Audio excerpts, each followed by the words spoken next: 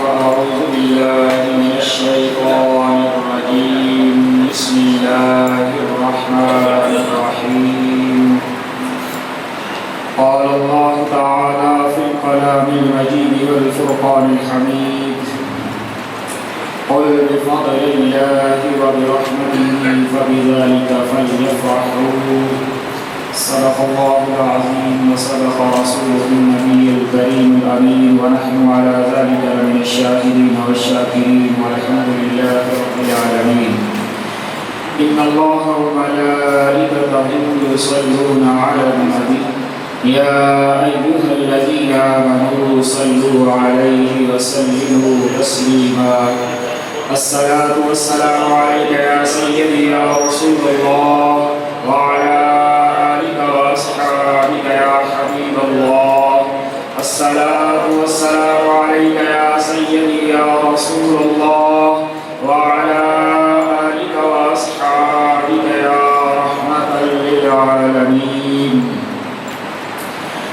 آج کی یہ بابرکت محفل پاک جس کا آغاز ابھی چند لمحوں کے بعد اللہ کی مقدس کتاب قرآن مجید فرقان حمید کی آیات بینات کی تلاوت سے ہوا جاتا ہے، جو دوست ابھی اس انتظار میں ہیں کہ باقاعدہ محفل پاک کا آغاز ہو تو پھر ہم مسجد کی اندر تشریف لائیں، ان سے میں گزارش کروں گا کہ وہ جلد از جلد مسجد کے اندر تشریف لے آئیں،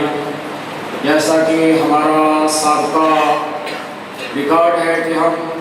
کوشش یہ کرتے ہیں کہ بات مختصر ہو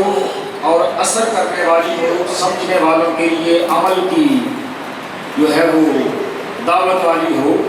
اور انشاءاللہ العزیز آج بھی ہماری محفل کا دورانیہ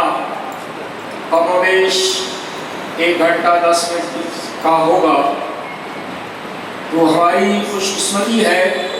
کہ آج کی ہماری اس بزم کو ہماری دعوت پہ رونق بخشی ہے استاذ الاساتذہ شیخ الحدیث و تفسیر، اگر میں یوں کہوں کہ علم کی دنیا کے وہ عظیم مہتاب کہ جن کی محبتوں، شفقتوں، عنایتوں سے کئی گہرائے ہوئے تاروں کو چمک جنہوں نے عطا فرمائی، میری مراد استاذ الاساتذہ حضرت علامہ الحاج مفتی حافظ استاد صاحب سعیدی